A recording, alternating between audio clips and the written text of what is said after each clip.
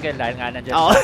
Tapos ang mag-mid nga ay Renekton. So dalawang boost ko. Ang Grabe yan. Sobrang hassle yan kasi meron yung mga alaga mamaya. Pero grabe yung pasok ni Galio. Yung lang nalipin ni Kamil. Okay lang. May heroes entrance naman gagamitin yung Galio. Zone yung iba. Pero kailangan naman matras dito ng AC Vanguard kasi masyado masakit. Yaman agad! Yaman na pumasok! Ignite! Ginamit niya. Sumanda takedown na yung Lilia. Pero siya na ngayon hinahabol ng tatlong members ng Generals. Medyo makunat ka lang siya. May possibly na initiators sa side ng Vanguards. Pero since wala sila, naku, yun lang. Bawi sila sa may bottom lane. Bebe ko just Gariwati.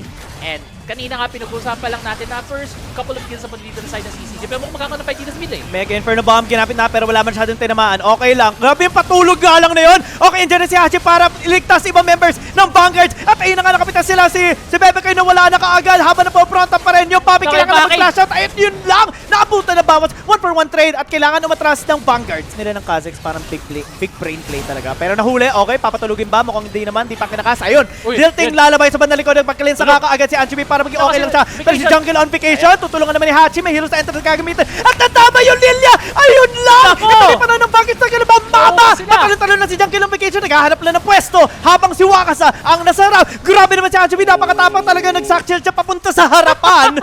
Para lang umatake. Ganito kataas na din yung lead ng Vanguard. One long mistake sa kanila. Ayun pero na, ito nga nahuli. pa Pero makunat naman yan. Galio yung support yan eh. So sobrang kunat. May wallbirds pa yan for sure. Hexagon Domino ginamit na kalang dito kay Jungleification habang naghahanap sila ng ibang si Yaman paraan. na sa likod. Grabe yung ginagawa ni Wakasa. Si Yaman na pumasok pa! Ayun na! Flash in. Nahuli! Yung Lilia! So wala na jungler dito ngayon sa side ng Generals. Habang si Yaman na sinusubang makatakas, tinutulungan naman. At meron siyang gargle kaya sobrang kunat. Grabe yung shield. Nakatakas pa ba?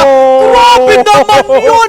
That's 3 kills! Make that 4! Dahil kay Jungle on vacation in exchange for just their support. Yeah. With just one Baron. Yeah, ito na namin. Kita natin dito makakuha pa siyang pick. Sakit! Oh my God! Aatrox, what was that damage coming from the Kha'Zix? At may papangalawa pa nga. Double kill para kay Jungleification kasi inatake siya ng Torres, so it's gonna get taken down. Hachi's there to assist Yamada with the hero's entrance. May ton pa nga na ginamit kaso masyado sila malalim. May gargoyle naman kaya napakakunat. Make it for the bomb! 4-3! Grabe si Anchovy! And ACV ngayon, diretso lang sa bot lane. Yeah. Agoy. Eto, may papangalawa pa kahit hindi isolated. Napasok siya. Stays gagamitin para makabay some time. Sabay flash out para okay na rin siya kahit papano. Vanguards kayo. Ready, rumesback. Puladong-pulado si Wakasa pero andito na. Galit na galit si Hachi. Parang gusto nila tapusin yung laban. And in 18 minutes, man, we see a dominating game by AC Vanguards. Grabe! Yeah. Palo! AC Palong-palo. Vanguards. What a dominating game dito.